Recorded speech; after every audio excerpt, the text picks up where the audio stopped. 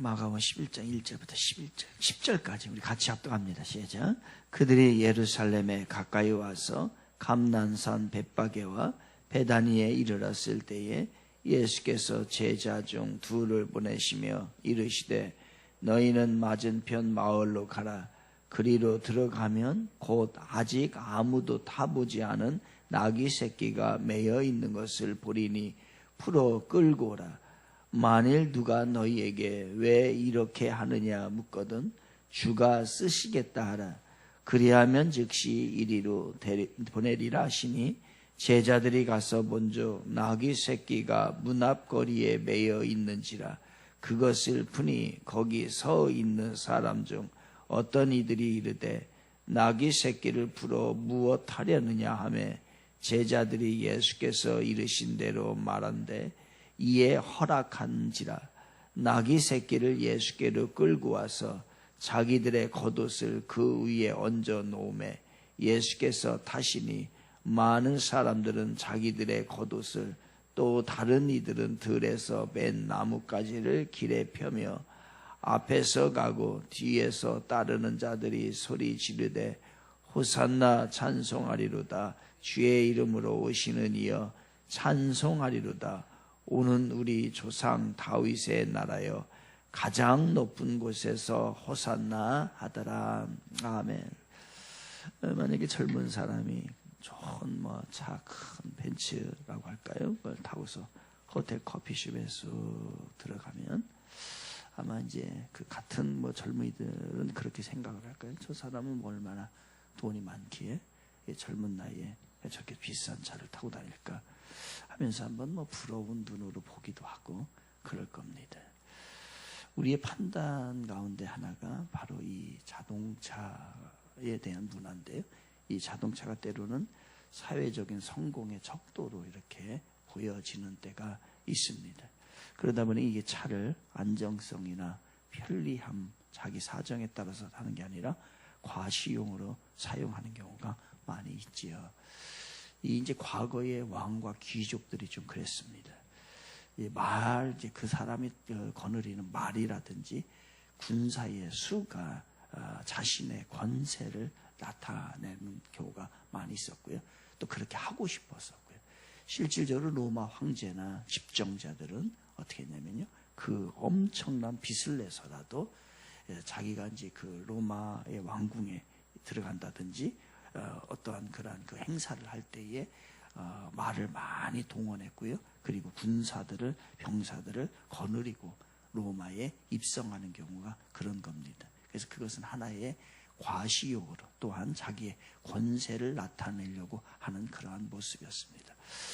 오늘 본문은 이제 예수님께서 예루살렘에 입성하는 모습입니다. 만약에 예수님께서 말을 타고 갔다면 어떻게 했을까요? 그러니까 그것은 상징을 이야기하는 겁니다. 왕이나 귀족들이 바로 말이나 군사를 거느리는 숫자들 이런 것을 이야기했던 것처럼 바로 상징을 이야기하는 거죠. 만약에 예수님께서 말을 타고 예루살렘에 입성을 했다라고 한다면 그걸 겁니다. 예수님께서 이 땅에 오셔서 이 땅에서의 요구하는 성공을 했다라고 하는 것을 이야기하는 겁니다. 그래서 예수님께서는 이제 말을 타고 가시지 않은 것이죠. 만약에 예수님께서 많은 군사들을 거느리고서 예루살렘에 입성했다라고 한다면 이것은 무엇을 상징할까요? 이것은 아마 로마와의 전쟁을 하겠다. 정말로 이 땅에 어떤 대적자들을 물리치겠다라고 하는 것을 이야기합니다. 만약에 많은 군사를 데리고 들어간다면 로마에서 긴장을 했을 거예요. 그래서 사람들이 인기가 있었기 때문에. 만약에 예수님께서 그러면 걸어서 들어가셨다라고 한다면 예수님이 걸어서 다니신 적도 있잖아요. 걸어서 입성을 하신 적도 있잖아요. 이건 아마 이제 굉장히 일반적인 일을 이야기할 겁니다. 일반인처럼 아주 평범하게 제자들과 어떤 가르침을 주기 위해서 그들과 이렇게 걸어서 가는 그런 경우에 이 일을 이야기할 겁니다. 그런데 오늘 본문에 보니까 예수님께서 그런 방법으로 하지 않으셨어요. 말도 타지 않으시고 군사를 거느리지도 않고 걸어가지도 않으시고 여러분이 오늘 본문을 통해서 많이 잘 아시는 대로 나귀 새끼를 타고 갔습니다. 그러니까 나귀만 돼도요, 어른 나귀만 돼도 일반적으로 그 당시에 많이 타고 다녔어요. 어른들이 많이 타고 다녔습니다. 그런데 나귀도 아니고 나귀 새끼였다는 거예요. 우선요, 나귀 새끼를 어른이 타게 되면 우스꽝스럽습니다. 왜냐하면 큰 나귀는 탈 수는 있지만은 새끼 나귀를 어른이 타고 간다. 이거는 굉장히 그림 자체가 어울리지 않는 거예요. 그리고 한 번도 이 나귀 새끼이기 때문에 한 번도 어른을 태운다든가 사람을 태운다 짐을 실지도 아직 안 했어요. 그러면은 이 나귀 새끼는 굉장히 힘든 거예요. 왜냐하면 일을 해봤으면 상관없는데 일을 안 해봤고 사람을 태워봤으면 요령이 있을 텐데 이 나귀 새끼는 그렇게 해본 적이 없어요. 그렇기 때문에 이 나귀 새끼는 굉장히 힘들 겁니다. 또 아직 새끼예요. 아직 새끼이기 때문에 어미의 젖을 완전히 뗀 것도 아닙니다. 그래서 다른 복음서에 보게 되면요, 어미와 이 새끼를 같이 데려와요. 그러니까 그만큼 이 나귀 새끼가 어렸다라고 하는 것을 이야기합니다. 그러면 이것은 예수님께서 여기에서 상징하는 것은 뭡니까? 전쟁을 하겠다는 얘기 아니죠. 그러니까 일반적인 사역을 하겠다는 얘기 아니죠. 바로 여기에서 나타내는 것은 바로 예수님의 겸손이라는 걸 여러분 잘 알고 계십니다. 다른 왕들은 그렇게 하지 않았어요. 다른 왕들은 많은 자기의 그 군사를 거느리고 그리고 높은 자리에서 말을 타고 많이 입성을 했습니다. 그런데 예수님께서는 그렇게 하지 않았어요. 그리고요, 나귀 새끼는 자그마합니다. 그러면 거기에 어른이 타잖아요. 타면은 일반 서 있는 사람과 나귀를 탄 사람의 눈 높이가 같다라는 것을 얘기해요. 옛날에 그 오바마 대통령인가요? 누가 이 아이에게, 어떤 유치원 어린이에게, 조그만 아이에게 뭔가를 상을 준 건가 뭘 할 때에 그냥 이렇게 서서 주지 않고 그 아이의 눈높이에 낮춰가지고서 이렇게 무릎을 꿇고서 이렇게 준 것이 회자가 됐던 일이 있습니다. 그러니까 내가 그냥 만약에 우리 아이들이 여기에서 뭘 상을 받는다 할 때 이 단상에서 위에서 주면요, 그 아이들이 위압감을 느끼죠. 이렇게 위에서 이렇게 주는 거니까. 그런데 만약에 상을 준다고 할 때 밑에 내려가서 그것도 조그만하니까 아예 어른이 무릎을 꿇고서 상 주는 사람이 오히려 무릎 꿇고 준다라고 한다면 이게 굉장히 아름다운 거예요. 유치원 같은 데서 어른들은 이제 이게 비슷하니까 그럴 필요 없겠지만 만약에 유치원 다니시는 분들이 나중에 상을 줄 때에 그렇게 하면 굉장히 좋을 것 같아요. 그래서 내려가가지고서 그 아이의 눈높이에 딱 맞춰서 해가지고 상 준다면 바로 이런 거예요. 예수님께서 하신 것은 바로 이런 겁니다. 바로 그 사람의 눈높이에 맞춰서. 그러니까 그렇기 때문에 예수님께서는 사람들이 마음껏 예수님에게 다가갈 수 있었던 것이고요. 그리고 예수님의 옷자락을 가까이에서 만질 수 있었던 거예요. 그런 의미에서 이제 나귀 새끼의 의미가 거기에 있습니다. 그런데 이 나귀 새끼가 아까 말씀드립니다. 한 번도 타본 적이 없는 나귀 새끼예요. 무슨 얘기일까요? 한 번도 타본 적이 없으니까 다른 사람을 태운 일이 없고 아직 새끼이기 때문에 다른 일을 해본 적이 없어요. 이 얘기는요, 오직 한 가지 목적을 위해서 가겠다는 얘기예요. 그동안에 다른 목적을 가지고서 이 일을 해본 나귀가 아니라는 거예요. 그렇다고 한다면 예수님이 예루살렘에 들어가는 것은요, 여러 가지 목적을 가지고 간 게 아니에요. 단 하나의 목적입니다. 그건 뭡니까? 우리의 죄를 해결하기 위해서. 예수님께서 오신 목적도 그겁니다. 우리의 죄인을 구원하시기 위해서 이 땅에 오신 거예요. 잘 먹고 잘 살고 화려하게 누리고 억압하 그런 거 아니에요. 오직 우리 불쌍한 죄인들을 구원하기 위해서 오셨은 거예요. 그래서 예수님께서는 나귀 새끼 한 가지 목적, 그것도요 한 번에 단번에 이례적인 사건, 십자가의 사건으로 그 문제를 해결하시겠다고 하시는 그러한 의미가 어디 있어요? 나귀 새끼에게 있는 거예요. 그런데 이 들어가는 과정이 또 재밌게 되는데, 예수님께서 이제 그 예루살렘에 입성을 하게 됩니다. 그런데 사람들이 웃음거리에 사실은요, 그 어른이 그렇게 안 하는 거거든요. 일반적으로 그 어른이, 장성한 어른이 나귀 새끼를 몰고 간다. 그렇다고 한다면 모든 사람들이 예수님을 보고서 조롱을 할 거예요. 야, 저 어른이 저렇게 큰 어른이 쬐그만 새끼 타고 가네? 라고 하면서 다 조롱을 하고, 그러면요, 예루살렘에 입성을 하는 것이 좀 우스꽝스럽게 돼요. 이게 모습이 좋지를 않아요.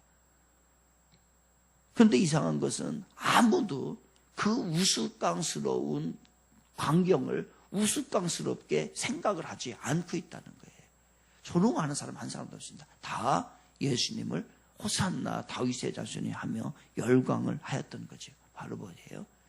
그렇게 하나님께서 우리가 생각하기에 우스꽝스럽고 이상하게 생각되는 일들을요, 하나님께서 조정하시면 그러한 일이 벌어지지 않습니다.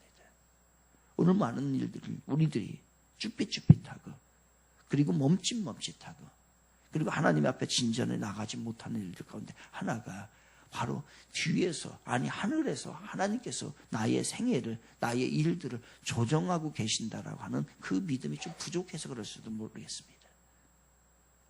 모든 상황은 하나님이 조정하십니다.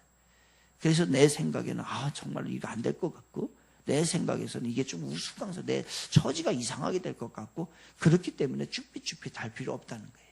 그것이 주의 뜻이라고 한다면요, 담대하게 나갈 때 하나님이 뒤에서 다 조정해 주시는 것이죠. 바로 나귀 새끼를 데려오는 것도 마찬가지입니다.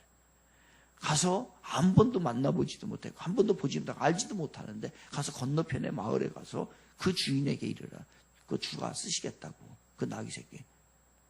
그랬더니 그 주인은요, 단 한마디, 그 한마디에 바로 그러면 가져가십시오 이야기합니다. 이게 뭐예요? 성령의 강권적인 역사가 이미 그곳에 그 주인에게까지 임하고 있었다는 거예요. 그렇기 때문에 그 일이 이루어진 겁니다. 오늘도 이 성령의 역사가 여러분의 삶 가운데 임하기를 바랍니다. 그렇기 때문에 우리는 오늘도 사실은 좀 담대할 수 있어요. 믿음을 가지고 나갈 수 있어요. 내 생각대로, 인간적인 생각대로 해가지고 이건 이렇고 저건 저렇고 다 따지다 보니까 오늘이요, 머뭇머뭇하게 되고 자꾸 뒤주춤주춤하게 되고 우리가 전진하지 못하는 일이 너무너무 많다는 거예요. 하나님 믿으시기를 바랍니다. 그 하나님이 영적으로 살아계셔서, 그래서 그 성령의 역사가 오늘도 우리에게 일어남을 믿으시면요, 우리는 때로는요, 담대하게 나아가서 주님의 일을 거룩하게 이룰 수 있는 일들이 많이 있을 거예요. 그 일을 바로 보여주고 계신 거지. 그리고 난 다음에 예수님께서 이제 예루살렘에 입성을 하십니다.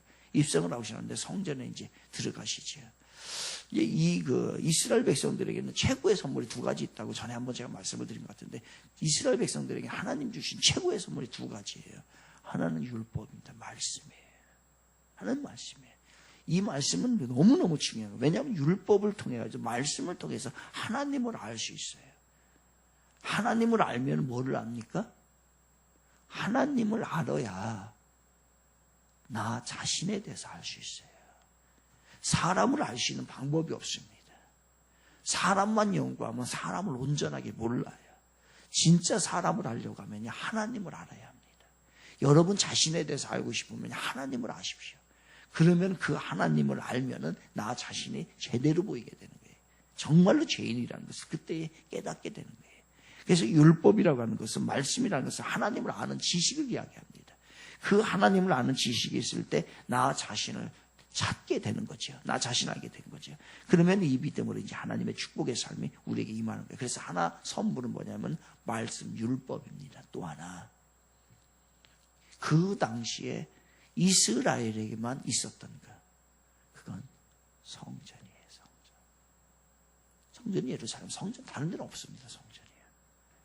그러니까 이 성전은 뭐냐면요, 성전은 인간의 죄를 씻는 곳이 성전이었던 거예요. 그래서 그 역할을 성전에서 감당을 했던 거죠. 그러니까 그냥 잠시 덮어두고서 하는 것이 아니라 완전히 그냥 호스 있죠. 큰 호스를 가지고서 이 도로 같은 데에 먼지가 있으면요, 그 호스를 가지고서 완전히 쏴서 없애버리는 것처럼, 씻어내는 것처럼 그 역할을, 인간의 죄를 씻는 역할을 했던 것이 어디냐면요, 성전이에요. 그런데 이 성전이 더럽혀져 있잖아요, 지금. 그래서 예수님께서 성전에 가신 거예요. 그래서 눈에 보이는 성전이 너무너무나 더럽혀져 있기 때문에 이제 새로운 성전을 세웁니다. 그 새로운 성전이 뭡니까? 바로 예수 그리스도의 몸으로 세우는 성전이에요. 예수 그리스도의 몸으로 다시 성전이, 이제 인간이 세운 성전이 더러워진 거예요. 그래서 새로운 살아있는 성전을 예수님이 세우러 예루살렘에 들어가신 거예요. 그러면 하늘에 예수님께서 이 땅에 오신데, 예수님께서 이 땅에 오셨습니다. 이 땅에 오셨는데 이 하늘의 모든 보화를 다 싸들고 이 땅에 오셨어요. 그 보화를 어디에다 싸들고 오셨어요? 그 하늘의 보화를요, 하나님이 예수 그리스도를 이 땅에 보내실 때에 마치 친정에 가서 집에 돌아갈 때에 친정 어머니가 바리바리 싸주는 것처럼 하나님께서 예수님이 이 땅에 가신다고 하니까 이 하늘의 보화를요 가득하게 싸서 보냈습니다. 어디에다요? 무슨 보따리에다? 예수님의 몸에다. 예수님의 몸에다가 하나님의 용서와 하나님의 축복과 그리고 하나님의 모든 것을, 하늘의 보화를 어디에다 싸들고 오셨어요? 이 몸에다 싸들고 오셨어요. 그래서 이 몸을 몸에다 싸들고 왔기 때문에 이 몸을 이제 뜯어야 합니다. 뜯어야 그 안에 뭐가 있는 거예요? 바로 보화를 볼 수 있는 거예요. 그래서 그 뜯는 작업이 십자가의 사건이에요. 십자가에서 예수님이 몸이 찢기고 피가 다 흐를 때에 하나님으로부터 가져온 죄의 용서가 되는 것이고, 그리고 축복이 임하게 되는 것이고, 우리들에게 하나님께서 가지고 우리에게 원하셨던 모든 것들이 어디에 있었어요? 이 몸 안에 있었던 거예요. 그래서 십자가에 돌아가심으로 모든 것을 다 풀게 됩니다. 그 예수님이 그 몸을 풀음으로, 찢김으로 이제 그 축복이 바로 우리들에게 나타났는데, 그 핏값으로 세워진 게 뭐냐면 오늘날 교회인 것이에요. 그러면 축소하면 여러분입니다. 축소하면은 그리스도인이고 확대하면 오늘날의 교회예요. 그러면 오늘날 죄의 용서와 하나님의 축복은 어디로부터 받을 수 있어요? 교회로부터 받을 수 있는 거예요. 이곳에서 있을 때에 우리는 하나님의 축복을, 용서함을 받게 되는 거예요. 그래서 교회 생활 잘해요. 그래서 여러분의 몸이 교회일 때는 여러분의 몸을 거룩하게 만드셔야 돼요. 그게 축복으로 가는 길이에요. 그러면 하나님께서 보내주신 그 하늘의 축복을 우리는 하나하나 까볼 수 있는 거예요. 그게 어디로부터요? 예수님이 새로 세운, 자기의 몸으로 새롭게 세운 교회인 것입니다. 그러니 사탄이 교회를 가만 놔두겠냐고. 아마 사탄은 착각하고 있을지도 몰라요. 왜냐하면 이 보물을, 이 하나님이 보내주신 보물을 나도 가져가면 나도 지옥에서 천국으로 갈 수 있을지를 모르겠다라고 착각할지 모르겠어요. 그래서 교회를 파괴해서 그 보물을 가져가려고 하는 것이고, 그리스도인들을 신앙생활 못하게 하고 자기가 취해서 그걸로 대신 천국에 가려고 할 줄도 모르겠습니다. 그래서 오늘날 교회들이 많은 외부의 어려움을 당하고 우리가 신앙생활 하기가 어려운 것은 바로 사탄의 기승인 것이지요. 오늘 우리들이 하나님의 축복을 누리는 것은 바로 교회입니다. 여러분을 거룩하게 지키시고 교회를 통해서 하나님의 축복을 다 누리는 저와 여러분 되시기를 주님의 이름으로 축원을 드리겠습니다. 기도하겠습니다. 예수님처럼, 나귀를 타신 예수님처럼 어떻게 하면 겸손할 수 있을까? 어떻게 하면 조금이라도 닮아갈 수 있을까? 어떻게 하면 구원받은 백성으로 예수님을 만난 사람으로 변화되어 살 수 있을까? 그것이 오늘 우리의 기도 제목 아닐까요? 예수님처럼 겸손하게 해주세요. 나의 성전이 더럽혀져 있다면 나의 성전이 정결케 되길 원합니다. 여러분 교회 생활 어떻게 하고 계십니까? 교회를 통해서 하늘의 보화를 우리는 얻게 됩니다. 나에게 맡겨준 교회, 나를 보내신 그 교회, 그 교회를 위해 하나님을 잘 섬기게 하시고 하나님의 도를 잘 배워나가는 우리들 되게 해달라고 우리 함께 기도하도록 하겠습니다. 거룩하신 하나님 아버지, 오늘도 하나님 말씀을 듣고 말씀의 길에서 주님과 함께 가길 간절히 원합니다. 예수님처럼 겸손한 우리들의 모습이 되게 하시고 아버지 나귀 새끼